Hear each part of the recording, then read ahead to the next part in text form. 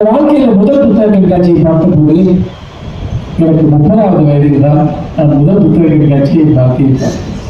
இன்றைக்கு 5 வயதில் ஒரு குழந்தை ஒரு புத்தக கண்காட்சியை பார்த்தது. இந்த உலகத்தில் இவ்வளவு புத்தகங்கள் இருக்கின்றனவா, இவ்வளவு அறிவு செல்வம் இருக்கிறதா?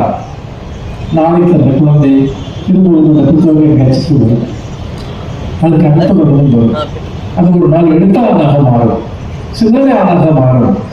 எங்கெல்லாம் புத்தகங்கள் இருக்கிறதோ அங்கெல்லாம் புத்தகங்களை எடுத்து பார்ப்போம். பள்ளி நூலகத்திற்கு செல்லும், கல்லூரி நூலகத்தை போய் புத்தகங்களை தேடும், ஊரில் இருக்கக்கூடிய நூலகத்தை போய் பார்ப்போம். புத்தகங்களின் மீது ஒரு ருசியை உண்டாக்க வேண்டும். நண்பர்களே, நன்றாக கவனியுங்கள். ஒரு ருசிகள் ஒரு பக்கத்தை படித்தால் அதை ருசித்து படிக்கக்கூடிய அந்த மனநிலையை நாம் குழந்தைகளில் உருவாக்க வேண்டும். யாராவது செல்போன் பார்த்து ருசியை உண்டாக்குனாலோ அது எப்படி தனியாக எப்படியோ குழந்தைகளுடைய நாவில் அதை ஒட்டி கொள்கிறது, இணையத்தில் ஒட்டி கொள்கிறது. ஆனால் புத்தகங்களை நாம் உருவாக்க வேண்டும். இந்த புத்தகத்தை படிச்சு பாருங்க, படிச்சிருக்காங்க. புத்தகங்களை படிக்கிற போது குழந்தைகளுடைய மொழி அறிவு வளர்கிறது, அவர்களுடைய பேசுகிற மொழி வளர்கிறது. இன்றைக்கு நான் நிறைய பிள்ளைகளை பார்க்கிறேன், அவர்களுக்கு பேச தெரியும். நன்றாக கவனித்து பாருங்கள். நண்பர்களிடம் கூட அவர்களால் சரியாக பேச முடியவில்லை. ஒரு இன்றைக்கு வர்றாங்க, தனக்கு என்ன தெரியுமோ அவங்களால சொல்ல தெரியல.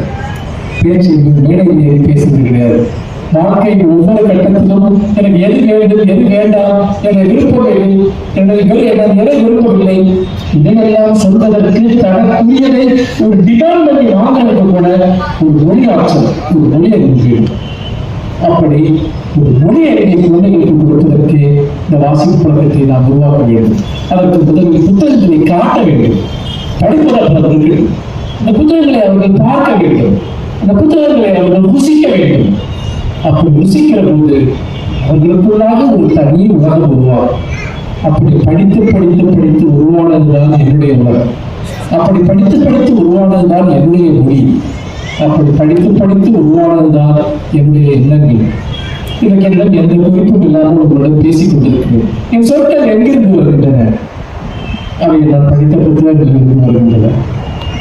என் இதயத்திலிருந்து வருகின்றன என்றால் என் இதயம் என்பது நான் படித்த புத்தகங்களின் சொற்களாலும் கருத்துக்களாலும் எண்ணங்களாலும் நிரம்பி இருக்கிறது. நீங்க எந்த இரவில் என்னை எழுப்பி தூக்கத்தில் எழுப்பி ஏதாவது ஒரு துறை சார்ந்து பேச சொன்னால் நான் உடனடியாக ஒரு குறைந்தது ஒரு 10 நிமிடம் அதை பற்றி உண்மையாக என்னால் பேச முடியும்.